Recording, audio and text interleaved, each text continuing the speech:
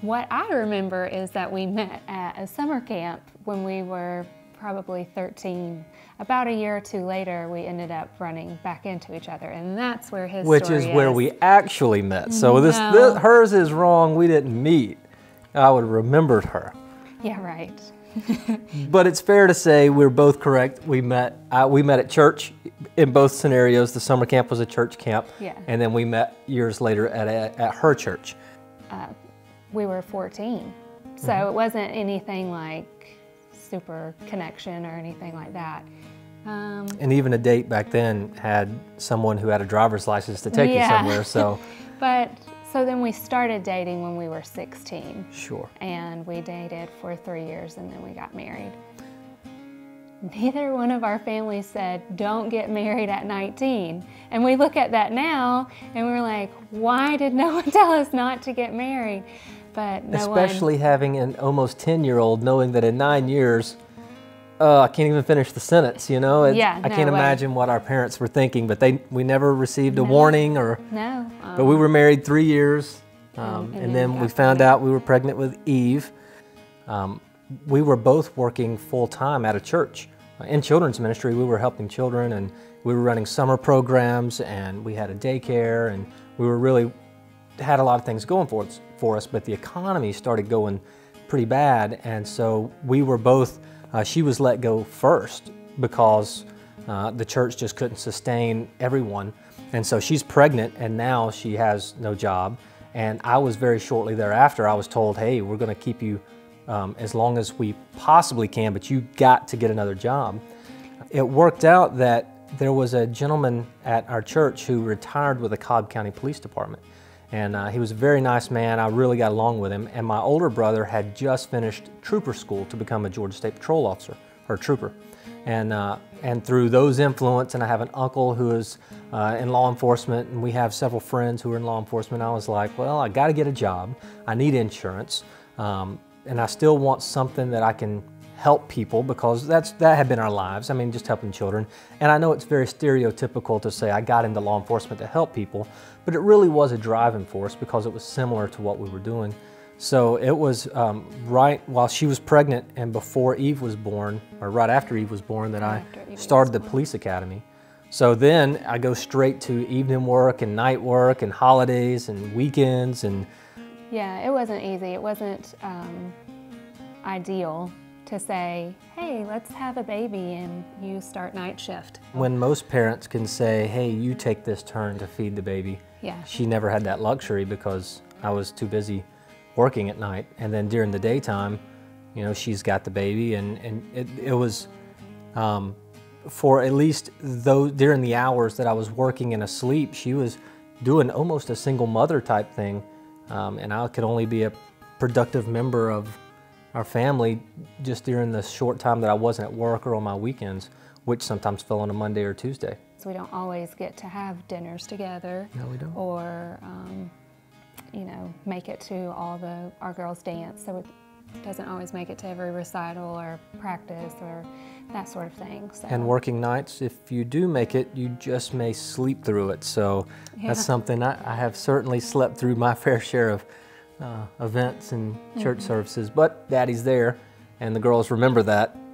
Daddy just doesn't remember it because he's taking a nap. So Our schedules don't collide all the time, but I think we've really tried to keep it open and honest. I agree. And we really do try to keep God in the center of our family, Sure, which is wonderful. We have a foundation that is far bigger than we are, and it keeps us together. I mean, it keeps us... Yeah, it keeps us grounded, It does. for sure. I think that's one reason that being married at 19, we've made it work, because we've always tried to keep God as our center focus and our family values.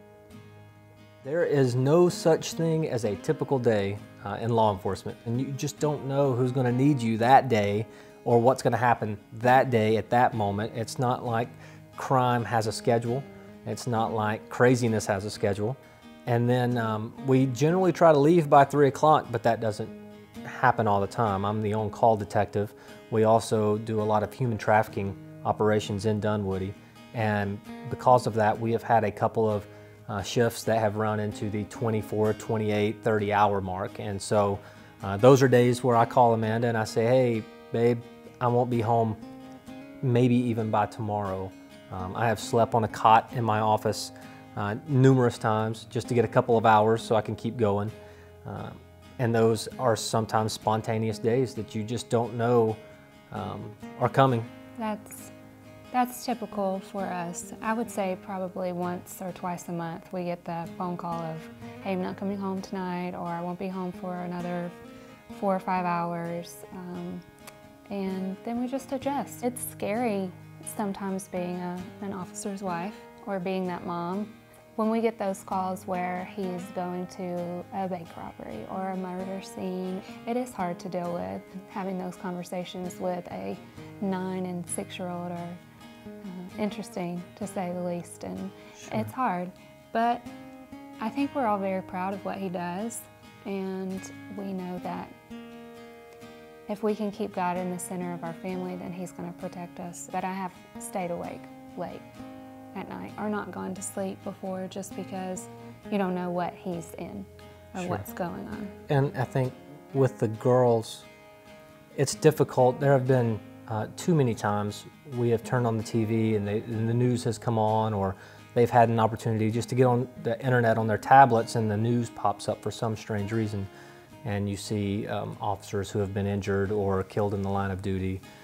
You know, all of these things, they mount up. And then we just went on vacation last year, and we're in Washington, D.C., and they have the law enforcement memorial wall with all of the names etched into the wall. And we went up there out of respect for a lot of those people, and I saw a name of someone that I knew, and of course I get emotional with it, and my girls see Daddy crying and they want to know, you know, what's going on. So I give them the respect of being honest and telling them, you know, what happened and how it happened, and then just to see that look in their eyes of, but that's what you do, Dad, you know? Have caused them to grow up a little bit more in those respects, and Sure. but also have that knowledge of what my dad does matters, and he really is making a difference in different ways. I think that's something we've said a lot, is love is a choice, because we did get married so young, and we have been through our ups and downs and our crazy times of work schedules and trying to figure things out. But we do choose to love each other at night. We never send each other to the couch. We decided, hey, we're getting married. That's it. I mean, that's it. You're going to love each other, Yeah. no matter if you're happy with each other right now or not. And knowing that there is no choice but to do life together and to And to be to together. go the That's long just haul. what we're There's gonna no do. choice, and so that takes out a lot of the pressure of there being an option. She is not what makes marriage tough. She makes it easy. Even when we've had tough times, I've done my best to not say she's the problem, because she's not. She's fantastic, and she makes my day easy and coming home enjoyable. I think it's really important for people to know when you're not supporting the police or, you know, the men in blue, that it really affects more than just what they're doing at that moment.